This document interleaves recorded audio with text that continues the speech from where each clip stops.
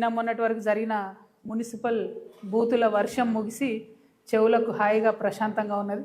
వడగండ్ల వాన పడిపోతే ఎంత ప్రశాంతంగా ఉంటుందో ఈ బూతుల వాన ఆగిపోవడం అంత సంతోషంగా ఉంది. ఈ పార్టీ ఆ పార్టీ అని కాకుండా ప్రతి ఒక్కరు కూడా అసలు ఇష్యూస్ పక్కకు పెట్టి ఈ తూకిత్తా అంటే తూకిత్తా అనేటటువంటి ప్రయత్నం చేసి ప్రజల వాళ్ళ యొక్క దృష్టిని మరల్చే ప్రయత్నం చేశారు. నిజంగా ఈ ప్రచార సరళి వింటే నాకేమనిపించిందంటే సర్పంచ్ ఎన్నికలు లెక్క మున్సిపల్ ఎన్నికలు కూడా పార్టీ గుర్తు లేకుండా జరిగితే బాగుంటుందేమో. ఎందుకంటే బీజేపీ జాతీయ అధ్యక్షుడు వచ్చిండు మహబూబ్నగర్కి ప్రచారానికి, కానీ ఇప్పటికి కూడా మహబూబ్ నగర్లో 2 నుంచి 3 రోజులకు ఒకసారి కూడా మంచినీళ్ళు రానటువంటి పరిస్థితి ఉన్నది. కానీ ముఖ్యమంత్రి గారు ఆ విషయం మాట్లాడలేదు, బీజేపీ జాతీయ అధ్యక్షుడు గారు ఆ విషయం మాట్లాడలేదు. మహబూబ్ నగర్లో ఒక 30 ఏళ్ళ కిందనే 3 సిటీ బస్సులు తిరిగేటి, ఊరంతా తిరిగేది, పొద్దంతా తిరిగేది, ఆటోలకు ఇబ్బంది లేకుండా మంచిగా ప్రజలు బస్సు ఎక్కి పబ్లిక్ ట్రాన్స్పోర్ట్ వాడుకునే పరిస్థితి ఉండే. ముఖ్యమంత్రి గారు ఆ విషయం ఎప్పుడు మాట్లాడారు. అట్లనే మహబూబ్నగర్లో ఉండే బస్ స్టాండ్ ఉంటుంది, అది మహబూబ్నగర్ అని కాదు నేను అనేది, ప్రతి మున్సిపాలిటీలో ప్రతి మున్సిపల్ కార్పొరేషన్లో కూడా బస్ స్టాండ్లు కూడా బాగలేవు.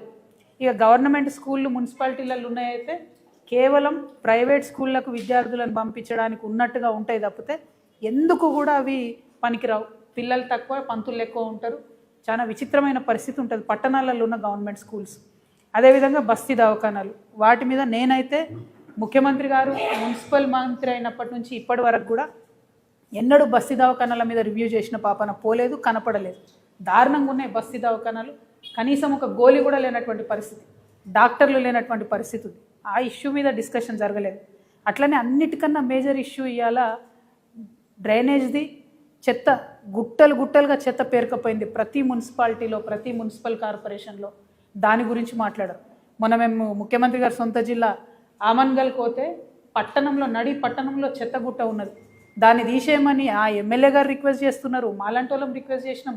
ఇంతవరకు కనీసం పట్టణంలో పట్టింపు లేనటువంటి పరిస్థితి ఉంది. అంటే అసలు అంశాలన్నీ పక్కకు పెట్టి మరి కేవలం ఎన్నికల్లో పార్టీలను తిట్టుకోవడం, వ్యక్తులను తిట్టుకోవడం ప్రచారాలు జరిగినాయి. ఇంకా అన్నిటికన్నా ఎక్కువ మున్సిపాలిటీలలో రిటైర్డ్ ఎంప్లాయీస్ చాలామంది ఉంటారు. మనం కరీంనగర్లో మొన్న చూసినాం, రిటైర్డ్ ఎంప్లాయీ ఒకరు బోర్డు పెట్టారు, మమ్మల్ని నాయకులు ఓట్లు అడగకండి, మాకు ఇంతవరకు రిటైర్మెంట్ బెనిఫిట్లు రాలేదు అని. నిజంగా పట్టణాలలో ఉండే బుద్ధిజీవులను నేను అప్పీల్ చేస్తూ ఉన్నాను, దయచేసి మంచి వాళ్ళని ఎన్నుకోండి. ఈ పార్టీ ఆ పార్టీ అని కాదు, వస్తే హంగ్ వస్తుంది మున్సిపాలిటీ, ఇబ్బంది ఏం లేదు. ఎందుకంటే మున్సిపాలిటీలో ఒక దగ్గర బీజేపీ బీఆర్ఎస్ దోతి చేస్తున్నారు, ఒక దగ్గర బీజేపీ కాంగ్రెస్ కలిసి ప్యానెల్ చేస్తున్నారు, రకరకాల అరేంజ్మెంట్స్లో ప్యానెల్స్ అవుతున్నాయి, నష్టమేం లేదు. మంచి వాళ్ళని ఎన్నుకోండి దయచేసి. అవకాశం ఉన్న కాడ మా సింహం గుర్తు మీద నిలబడ్డోళ్ళకు అక్కడ కూడా ఓట్లేయండి. ఎందుకంటే మున్సిపల్ ఎన్నికలు అంటే లోకల్ ఇష్యూస్ మీద డిస్కషన్ జరగాలి, లోకల్ పని చేసే వాళ్ళు కావాలి. కాబట్టి నేను మిమ్మల్ని అప్పీల్ చేస్తూ ఉన్నాను. ఇక విచిత్రమైన విషయం ఏంటంటే కాంగ్రెస్ ప్రభుత్వం వచ్చినప్పటి నుంచి ఇప్పటి వరకు ఇన్ని మున్సిపాలిటీలు ఉంటే, ఇప్పుడు ఎన్నికలకు పోతున్నాయి 116 మున్సిపాలిటీలు, 7 కార్పొరేషన్లు ఉంటే కేవలం ఒకే ఒక్క మున్సిపాలిటీకి అండర్ గ్రౌండ్ నిధులు మంజూరైనాయి. గెస్ చేయండి ఏ మున్సిపాలిటీ అయి ఉంటుంది అది? ముఖ్యమంత్రి గారికి గుంటనక్క గారికి ఉన్న సంబంధంతో కేవలం సిద్దిపేటకు మాత్రం అండర్ గ్రౌండ్ డ్రైనేజ్ మంజూరైంది. అంటే ఏందన్నట్టు ఇది? కాంగ్రెస్ ప్రభుత్వం ఉన్నా వారికే పనులు అవుతాయి, బీఆర్ఎస్ ప్రభుత్వం ఉన్నా వారికే పనులు అవుతాయి. చాలా వెరైటీగా ఉంది ఇది. నేను ప్రజలకు తెలవాలని చెప్తా ఉన్నా. సరే సిద్దిపేటలో ఎన్నికలు లేవులే కానీ మంజూరు మాత్రం ఆ ఒకటే చోట అయింది. దీని సంగతి ఏందో, దీని ఆంతర్యం ఏందో మరి ముఖ్యమంత్రి గారే మనకు చెప్పాలి. ఇది పక్కన పెడితే మరి బడ్జెట్ సమావేశాలు రాబోతూ ఉన్నాయి ఫిబ్రవరి 26వ తారీఖు నుండి. ఈ బడ్జెట్ ఎందుకు ఇంపార్టెంట్ అంటే ఈ ఒక్క బడ్జెటే కాంగ్రెస్ ప్రభుత్వం ఇచ్చినటువంటి వాగ్దానాలను నిలుపుకునే అవకాశం ఉన్నటువంటి బడ్జెట్. ఒక గుణాత్మకమైనటువంటి మార్పు తెలంగాణ సమాజంలో తీసుకురావడానికి అవకాశం ఉన్నటువంటి బడ్జెట్. నెక్స్ట్ బడ్జెట్కి వచ్చేసరికి ఎన్నికల ప్రెషర్ ఉంటుంది, ఎన్నికల ఒత్తిడి ఉంటుంది. ఒకవేళ 2028 డిసెంబర్లో ఎన్నికలు ఉన్నా, 2029 మేలో ఎన్నికలు ఉన్నా తప్పకుండా ఒత్తిడి ప్రభుత్వం మీద ఉంటుంది. ఎలక్షన్ ఇయర్ బడ్జెట్ లాగా ఉంటుంది నెక్స్ట్ ఇయర్. కాబట్టి ఈ బడ్జెట్లో నేను కొన్ని డిమాండ్స్ చేయదలుచుకున్నాను గౌరవ ముఖ్యమంత్రి గారిని. ఎందుకంటే పోయిన సంవత్సరం వాళ్ళు పెట్టినటువంటి బడ్జెట్ చూస్తే మొత్తం ట్యాక్స్ రెవెన్యూ ఏదైతే ఉందో అది మన తెలంగాణ భూములు అమ్మడం ద్వారా 7,000 కోట్ల రూపాయలు సంపాదించుకున్నారు. సంపద సృష్టించడంలో మాత్రం అసలే దృష్టి పెడతలేరు. దానివల్ల ఏమవుతుందంటే రెవెన్యూ డెఫిసిట్ ఏదైతే ఉంటుందో అది బీభత్సంగా పెరుగుతుంది. -9,000 కోట్లకు వెళ్ళిపోయింది ఇప్పటి వరకు, డిసెంబర్ వరకు. ఇది అఫీషియల్గా ప్రభుత్వం ఇచ్చినటువంటి డాక్యుమెంట్. ఇందులో నా యొక్క కల్పన ఏమీ లేదు, వాస్తవిక విషయాలు నేను చెప్తా ఉన్నాను. అంటే ఒక పక్క సంపద సృష్టించకుండా ఇంకొక పక్క ఆల్రెడీ మనకున్నటువంటి ఆస్తులు నమ్ముకుంటూ ఉన్నారు. సరే అట్లా చేసింది అనుకుందాం, మరి కనీసం ఆ డిస్బర్స్మెంటు ఆ డబ్బు అనేటటువంటిది పేదవాళ్ళకు పోవాలి, వెల్ఫేర్ కోసం పోవాలి, కొన్ని మంచి అంశాల మీద క్యాపిటల్ ఎక్స్పెండిచర్ కింద పోవాలి. అది కూడా జరగడం లేదు. ఏదైతే వీళ్ళు పేదవాళ్లకు వెల్ఫేర్కి పెన్షన్కి పోయిన బడ్జెట్లో 1,21,000 కోట్లు పెడతామని చెప్పిండ్రో దాంట్లో డిసెంబర్ వరకు కేవలం 55,000 కోట్లు మాత్రమే ఖర్చు చేయడం జరిగింది. అందుకే మనకు రావాల్సిన పెన్షన్లు వస్తలేవు, అందుకే మనకు రావాల్సిన నిండ్లు వస్తలేవు, అందుకే జరగాల్సినటువంటి అభివృద్ధి పనులు కానీ వెల్ఫేర్ పనులు కానీ జరగడం లేదు. అది కాకుండా ఏంటి, అప్పులు బీభత్సంగా అప్పులు తీసుకొస్తూ ఉన్నారు. ఇంకో పక్క చాలా పెద్ద ఎత్తున అంటే వాళ్ళ అంచనాలకు మించి 122% అప్పులు తీసుకురావడం జరిగింది. ఇవన్నీ ఒకటైతే కాంట్రాక్టర్లకు మాత్రం ఏదైతే అంచనాలు పెట్టుకున్నారో 36,000 కోట్లు పే చేయాలని దాన్ని మించి 42,000 కోట్ల పైచిలకు కాంట్రాక్టర్లకు పే చేశారు. అంటే సంక్షేమ పథకాలకేమో తక్కువ పే చేస్తున్నారు, వాళ్ళ కమిషన్లు వచ్చేదానికి మాత్రం ఎక్కువ పే చేస్తూ ఉన్నారు. ఈ డాక్యుమెంట్ అంతా కూడా నేను కూడా మీకు ప్రెస్ మిత్రులతో పంచుకుంటా. అంటే లాస్ట్ సంవత్సరం వాళ్ళు చెప్పినటువంటి బడ్జెట్లో డిసెంబర్ వరకు 9 నెలలు లెక్కేసుకుంటే ఇంకొక క్వార్టర్ మిగిలింది అనుకుంటే ఈ 9 నెలల్లో వాళ్ళు పేదవాళ్ళకు తగ్గిస్తున్నారు, పెద్దవాళ్ళకు డబ్బులు ఇస్తున్నారు, ఉన్న ఆస్తిని అమ్ముతున్నారు, కొత్త ఆస్తిని సృష్టిస్తలేరు. ఇటువంటి సందర్భంలో కూడా మరి వచ్చే బడ్జెట్ పోయినసారి బడ్జెట్ 3,04,000 కోట్లకు పెట్టిండ్రు. మరి ఈసారి బడ్జెట్ నేను అనుకోవడం ఇంకొక 25,000-30,000 కోట్లు పైచీలకు పెడతారేమో అని అనుకుంటున్నా.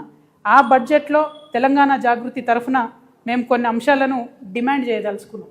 ప్రధానంగా ఏంది అని అంటే కామారెడ్డి డిక్లరేషన్లో ఏదైతే బీసీలకు సంవత్సరానికి 20,000 కోట్లు ఇస్తామని చెప్పినారో ఆ 20,000 కోట్లు ఖచ్చితంగా బడ్జెట్లో పెట్టాలనేటటువంటిది మా మొదటి డిమాండ్. రెండవ డిమాండు, ఇవాళ అవ్వాతాతలు కావచ్చు, ఆడబిడ్డలు కావచ్చు, వికలాంగులు కావచ్చు, మీరు పెన్షన్లు డబుల్ చేస్తామని ఏదైతే చెప్పారో దానికోసం ఎదురు చూస్తున్నటువంటి సందర్భం ఉంది. కాబట్టి ఖచ్చితంగా ఆ పెన్షన్లన్నిటికీ కలిపి 35,000 కోట్ల రూపాయలు బడ్జెట్లో పెట్టాలని చెప్పి మేము డిమాండ్ చేస్తూ ఉన్నాం. అట్లానే ఇప్పటి వరకు ముఖ్యమంత్రి గారు ఎక్కడికైనా మాట చెప్తున్నారు, మేము ఇందిరమ్మ ఇండ్లు కట్టినాం అని చెప్పి. కానీ ఇవాళ మున్సిపల్ ఎన్నికలు జరుగుతున్న నేపథ్యంలో పట్టణ ప్రాంత ప్రజలకు నేను గుర్తు చేస్తూ ఉన్నా, పట్టణ ప్రాంతాల్లో ఉండే పేదవారికి గుర్తు చేస్తూ ఉన్నా. కేవలం గ్రామాలలో 4 లక్షల సంబంధించి ఇందిరమ్మ ఇండ్లకు డబ్బులు రిలీజ్ చేస్తున్నామని చెప్పారు. అందులో కూడా సగం వర్క్ స్టార్ట్ కాలేదు. కానీ పట్టణాలలో మాత్రం ఒక్క రూపాయి కూడా ఇందిరమ్మ ఇండ్లకు ఇవ్వలేదు. సో నేను డిమాండ్ చేస్తూ ఉన్నా, మీరు ఈ 26వ తారీఖు తర్వాత పెట్టే బడ్జెట్లో మీరు పేదవాళ్ళకి ఏదైతే ఇండ్లు 22 లక్షల ఇండ్లు కడతామని ఒక లక్ష్యం పెట్టుకున్నారో అది పూర్తి కావాలంటే ఈ సంవత్సరం 8 లక్షల ఇండ్లకు 25,000 కోట్ల రూపాయలు ఖచ్చితంగా బడ్జెట్లో పెట్టాలని తెలంగాణ జాగృతి తరఫున డిమాండ్ చేస్తూ ఉన్నాం. అట్లానే ఉద్యమకారులకు మీరు ఏదైతే మాట ఇచ్చారో 250 గజాల భూమి ఇస్తా అని చెప్పి ఆ మాటకు కట్టుబడి దానికి సంబంధించిన ప్రావిజన్స్ని ఖచ్చితంగా బడ్జెట్లో పెట్టాలని నేను డిమాండ్ చేస్తూ ఉన్నా. అమరవీరుల కుటుంబాలకు 25,000 రూపాయల పెన్షన్ ఇస్తామని మీరు ఏదైతే చెప్పారో దానికి సంబంధించినటువంటి ఒక అంశాన్ని బడ్జెట్లో చేర్చాలని నేను డిమాండ్ చేస్తూ ఉన్నా. ఆటో డ్రైవర్లకు 12,000 రూపాయలు ఏదైతే నెలకి ఇస్తామన్నారో దానికి సంబంధించిన అంశాన్ని బడ్జెట్లో పెట్టాలని నేను డిమాండ్ చేస్తున్నా. అట్లనే కళాకారులు తెలంగాణ వ్యాప్తంగా ప్రతి గ్రామంలో కళాకారులు ఉన్నారు. మరి ఆ కళాకారులకు ఒక మంచి ప్రావిజన్ ఉంది. ఈ ప్రభుత్వం రాష్ట్ర ప్రభుత్వం కళాకారులను గుర్తించి గుర్తింపు కార్డు ఇచ్చి 500 రూపాయలు ఇస్తే చాలు. కేంద్ర ప్రభుత్వం నుంచి 5,500 రూపాయలు వచ్చే పథకం ఉన్నది. దాన్ని అడ్వాంటేజ్ తీసుకొని రాష్ట్ర ప్రభుత్వం తక్షణమే కళాకారులకు గుర్తించి దానికి సంబంధించిన ప్రావిజన్ని బడ్జెట్లో పెట్టాలని నేను డిమాండ్ చేస్తూ ఉన్నాను. అట్లానే చేవెళ్ళే SC/ST డిక్లరేషన్ ఉంది, దానికి సంబంధించి SC/STలకు సంబంధించి బడ్జెట్లో ప్రావిజన్ పెట్టాలని చెప్పి నేను డిమాండ్ చేస్తున్నా.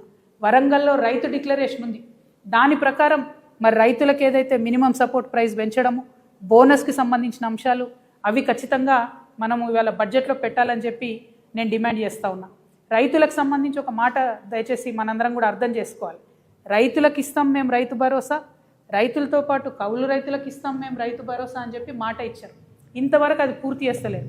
రైతులకు కౌలు రైతులకు కలిపి పెట్టాలంటే 25,000 కోట్ల రూపాయలు సపరేట్ హెడ్ కింద పెట్టాలనేది నేను డిమాండ్ చేస్తూ ఉన్నా. రైతు కూలీలకు ఏదైతే సంవత్సరానికి 12,000 రూపాయలు ఇస్తామన్నారో దానికి 10,000 కోట్లు అవుతుంది, అది కూడా బడ్జెట్లో పెట్టాలని నేను డిమాండ్ చేస్తున్నా. అన్నిటికన్నా మించి ఏంటంటే ఇలా ఆల్రెడీ ఫిబ్రవరి యాసంగికి సంబంధించి ఇంతవరకు రైతు భరోసా రాలేదు. తక్షణమే రైతు భరోసా నిధులు విడుదల చేయాలని నేను ప్రభుత్వాన్ని డిమాండ్ చేస్తున్నా. మరి ఈ సందర్భంగా ఒక మాట ప్రజలందరికీ గుర్తు చేయాలి. నిన్న మొన్న రేవంత్ రెడ్డి గారు చాలా దగ్గరల సభలలో ఒక మాట చెప్పారు, మేము రైతు రుణమాఫీ 100% చేసినామని చెప్పారు. చేయలే. మీరేం చేసిండ్రు? మొదలు మీ అంతట మీరే ప్రభుత్వం నుంచి 44,000 కోట్లు అయితే రైతు రుణమాఫీ అవుతుందని చెప్పారు. కానీ చేసింది ఎంత? 21,000 కోట్ల రూపాయలు. కానీ క్యాబినెట్ డెసిషన్ చేసింది ఎంత? 28,000 crores. అంటే 28,000 కోట్లు రైతు రుణమాఫీ చేయాలని క్యాబినెట్ చెప్తే మీరు చేసింది 21 కోట్లు. పైగా ముఖ్యమంత్రి గారు ఏమాత్రం మొహమాటం లేకుండా నేను 100% రుణమాఫీ చేసిన అంటారు. నేను ముఖ్యమంత్రి గారికి ఛాలెంజ్ విసురుతా ఉన్నా, మీ మహబూబ్ నగర్ పోదామా, మా నిజామాబాద్ వస్తారా, లేకపోతే హైదరాబాద్లో సెక్రటేరియట్కి మమ్మల్ని రమ్మంటారా? జాగృతి వల్ల వస్తాం, రుణమాఫీ కానీ రైతులందరినీ తీసుకొని వస్తాం. ఖచ్చితంగా మీరు 50% మంది రైతులకు రుణమాఫీ చేయలేదు. ప్రతి జిల్లాలో ప్రతి చోట ఎక్కడికి పోయినా రైతులు బాధపడతా ఉన్నారు. నిజంగా మీకు చిత్తశుద్ధి ఉంటే ఆ ఏదైతే మిగతా 50% మందికి రుణమాఫీ కాలేదో ఈ బడ్జెట్లో పెట్టి రుణమాఫీ చేయండి. ఎగ్గొట్టకండి దయచేసి రైతులకు. రైతన్నలు ఇబ్బందిలో ఉన్నారు. ఇప్పటికే మీరు యూరియా కూడా ఇవ్వలేని పరిస్థితులలో, మేనేజ్ చేయలేని పరిస్థితుల్లో రైతులు ఇబ్బంది పెడుతున్నారు. ఇది కరెక్ట్ కాదు. ముఖ్యమంత్రి గారు నిజాలు చెప్పండి ఇప్పటికన్నా అని చెప్పి మేము వారికి హెచ్చరిక చేస్తూ ఉన్నాం. అదేవిధంగా విద్యార్థులకు సంబంధించి ఫీ రియంబర్స్మెంట్ 11,000 కోట్లు బకాయిలు ఉన్నాయి. నేను పదే పదే చెప్తూ వచ్చు, ఈ ఫీ రియంబర్స్మెంట్ డబ్బులు ఇవ్వకపోతే అందరికన్నా ఎక్కువ బాధపడేది మా ఆడబిడ్డలు. ఆడపిల్లలు చదువు మానిపించి ఇంట్లో కూర్చోబెడతారు. కాబట్టి రిక్వెస్ట్ చేస్తూ ఉన్నాం, మేము రాష్ట్ర ప్రభుత్వాన్ని డిమాండ్ చేస్తూ ఉన్నాం, 11,000 కోట్లు వన్ టైం మీరు ఫీ రియంబర్స్మెంట్ ఇవ్వండి. ఇచ్చి తర్వాత మంత్లీ ఇస్తారా, క్వార్టర్లీ ఇస్తారా, ఒక క్యాలెండర్ ఇవ్వండి. కానీ ఇవ్వండి. ఇబ్బంది అవుతుంది విద్యార్థులకు. చిన్న విద్యా సంస్థలు మూతపడిపోతున్న పరిస్థితి ఉంది. కాబట్టి 11,000 కోట్లు ఫీ రియంబర్స్మెంట్ ఇవ్వాలని చెప్పి నేను డిమాండ్ చేస్తూ ఉన్నా. ఈ ఆర్టీసీ కార్మికులకు సంబంధించి నిన్న మళ్ళీ ముఖ్యమంత్రి గారు అబద్ధం చెప్పారు, 50,000 మంది కార్మికులు ఉన్నారని చెప్పారు. దారుణం ఏంటంటే తెలంగాణ రాకముందు 52,000 మంది కార్మికులు ఆర్టీసీలో ఉంటే 10 ఏళ్ళ బీఆర్ఎస్ 2 ఏళ్ళ కాంగ్రెస్ కలిసి ఇప్పుడు అది 32,000 మందికి వచ్చింది. అంటే 20,000 మందిని ఫోర్స్ చేసి ఉద్యోగాలు మాన్పించారు ఆర్టీసీ వాళ్ళను. వీఆర్ఎస్ ఇచ్చిరు, రకరకాల ఇబ్బందులు ఇచ్చిరు. 10 రూపాయలు టికెట్ కొట్టకపోతే కండక్టర్లు తీసేసినటువంటి పరిస్థితులు చాలా ఉన్నాయి. ఇప్పుడున్నటువంటి పరిస్థితుల్లో మొన్న జగిత్యాల్లో ఒక ఎగ్జాంపుల్ జరిగింది. ఒక బస్సులో 170 మంది ఎక్కిరు ఫ్రీ బస్సు పెట్టిన తర్వాత. వెనక 2 టైర్లు ఊడిపోయినాయి. దేవుడి దయ వల్ల ఏం పెద్ద ప్రమాదం జరగలేదు. కానీ కండక్టర్ సస్పెండ్ చేస్తారు. ఇట్లాంటి ఇన్సిడెంట్స్ ఏం చేస్తాడు కండక్టరు, డ్రైవరు? మీకుండాల చిత్తశుద్ధి. ఆర్టీసీని దయచేసి రాష్ట్ర ప్రభుత్వంలో విలీనం చేయాలి, ఆ ప్రక్రియను ప్రారంభించాలి. ఎట్ ద సేమ్ టైం మీరు ఏదైతే ఎలక్ట్రిక్ బస్సులు పెడతామంటున్నారో ఆలోచన మంచిదే. కానీ ఆ పెట్టే ప్రతి ఎలక్ట్రిక్ బస్సులో మా ఆర్టీసీ అన్ననే డ్రైవర్గా ఉండాలి, ప్రైవేట్ వాళ్ళు ఉండడానికి వీలు లేదు. ఆ విషయాన్ని పాటించకుండా ప్రభుత్వం ఆర్టీసీకి ద్రోహం చేస్తున్నది. కండక్టర్లను, డ్రైవర్లను, ప్రైవేట్ వాళ్ళని పెడుతున్నది. అది కరెక్ట్ కాదు. ఖచ్చితంగా ఆర్టీసీని విలీనం చేయాలి, కార్మికుల యొక్క ఉపాధిని కాపాడాలని చెప్పి నేను ముఖ్యమంత్రి గారికి డిమాండ్ చేస్తూ ఆర్టీసీ విలీన ప్రక్రియలను ఇప్పటి బడ్జెట్లో ప్రస్తావించాలని చెప్పి నేను డిమాండ్ చేస్తూ ఉన్నాను. అదేవిధంగా మహిళలకు ఏదైతే 25,000 ఇస్తామన్నారో దానికి సంబంధించి ఇంతవరకు ఊసలేదు. మా ఆడబిడ్డలకు ఏదైతే స్కూటీ ఇస్తామన్నారో దానికి సంబంధించి ఇంతవరకు ఊసలేదు. అదేవిధంగా మన తులం బంగారం ఏదైతే ఆడబిడ్డలకు ఇస్తామన్నారో దానికి సంబంధించి ఊసలేదు. కాబట్టి ఈ బడ్జెట్లో మా ఆడబిడ్డలకు మీరు ప్రామిస్ చేసినటువంటి 2,500 స్కూటీ, తులం బంగారం వీటికి సంబంధించిన ప్రావిజన్ పెట్టాలని నేను డిమాండ్ చేస్తూ ఉన్నాను.